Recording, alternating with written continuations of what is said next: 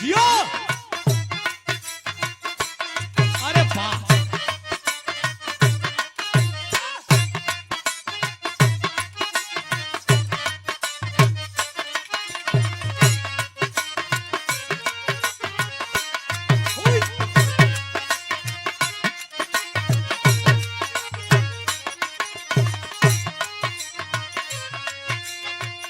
ई देखा है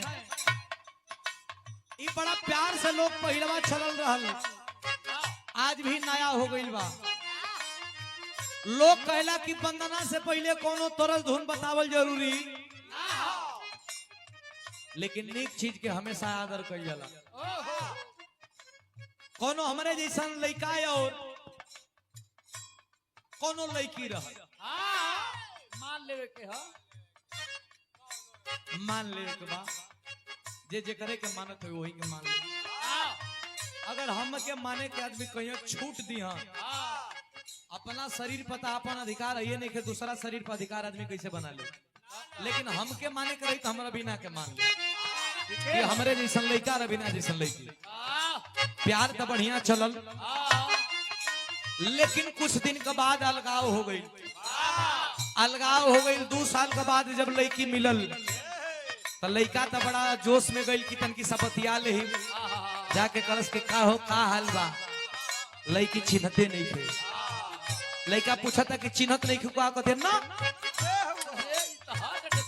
क्या हुआ। अरे बाप रे बाप लगल कि करेजा में दर्द हो जाए। लड़का करस तू हमके भले आज नहीं कुछ चिन्हत लेकिन का कहे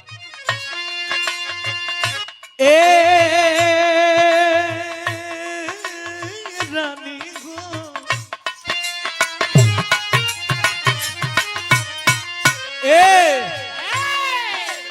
हम नहीं की कह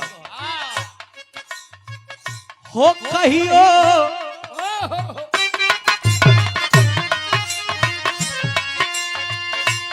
कहियो कोरवे में बीतत रहे रात हो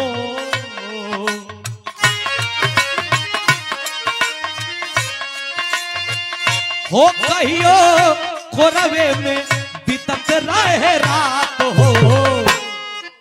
अरे अब तू बनेलू अनजान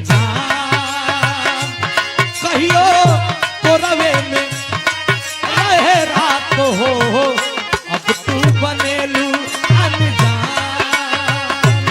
कहियो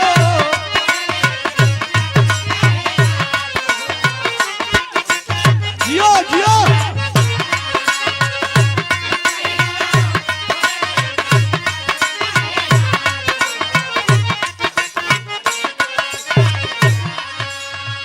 हो जैसे हो जब से घिलू बलमुआ के पास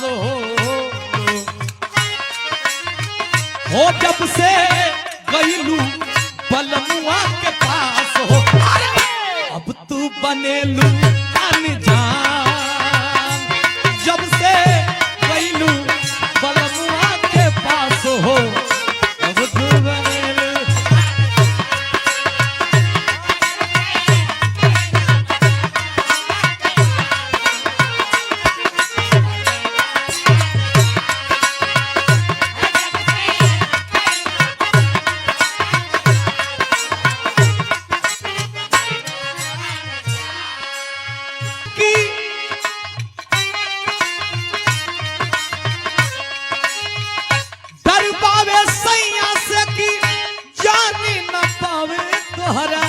पहिला मिलन के